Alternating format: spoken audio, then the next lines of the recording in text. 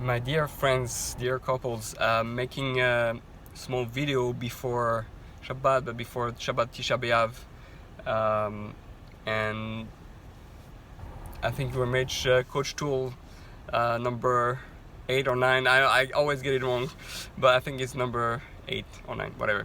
So, and this one is about intimacy. What was it that made the temple, the house, get destroyed? Why did the temple get destroyed? The temple is the place of love between us and God. And what we're missing is the intimacy. In order to go back home, to recreate our home, to rebuild our home with God, which is our home in our marriage, we need to fix the intimacy. What does God want? Just that we love Him, that we desire Him, that we want to be with Him.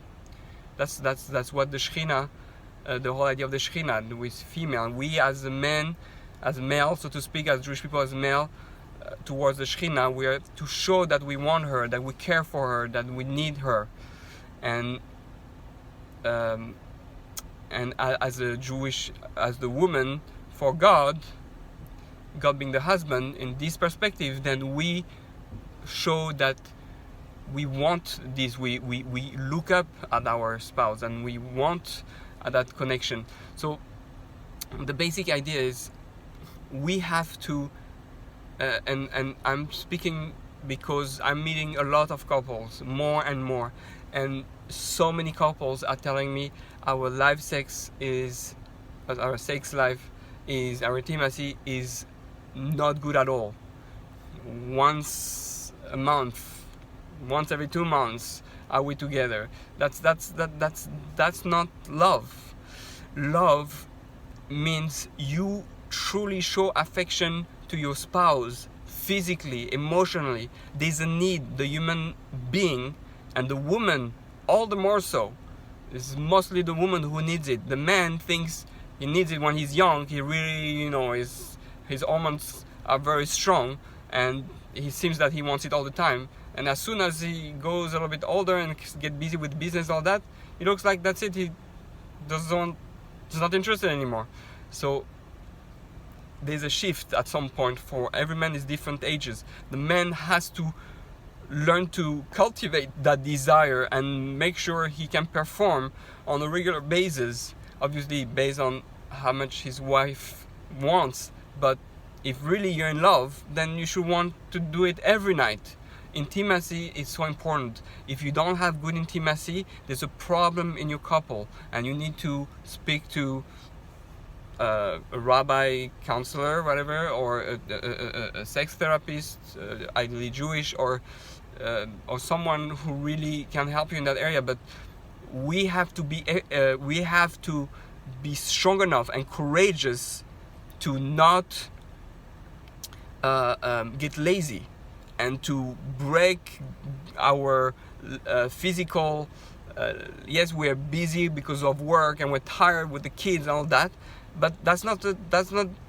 If you want to show real love, is you show that even though you're tired, even though you're exhausted, even though you have all that, you still love the person enough to give them a hug and to make love. So I really, it's a big problem in our generation, more than any other generation. We need to work on our sex life, and you need to really become intimate as much as possible. A healthy young couple is 3 times a week, and if you don't do it 3 times a week, then you really know you have to work on it. It's mostly the job of the man to show that he desires his wife, and the job of the wife to embrace it, obviously, and show that she wants also to be with him. Every couple is different how they get there, but you have to find tools and solutions to make it happen more often, and really to be attracted to each other, to seduce each other again, and to be intimate on a regular basis. Intimacy is the most holy thing, is the beautiful thing, and that's where love gets cultivated, and it's really very, very, very important. It's not just a nice thing where we're in love and we do all different types of stuff, but we barely have intimacy. No, intimacy is integral component. If you don't have intimacy, it's not a real marriage. It's not a functioning marriage. So you can ask me questions you have privately, but I beg you, work on that.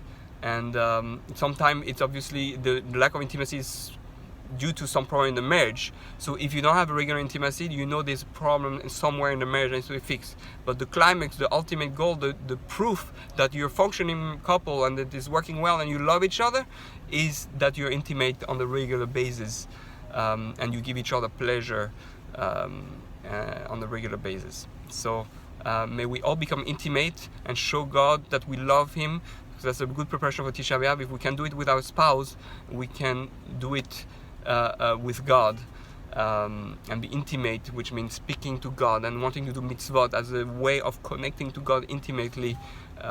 You have to desire God. You have to desire to want to pray. You have to desire to learn Torah. You have to desire to do mitzvot and to really have a relationship with Him.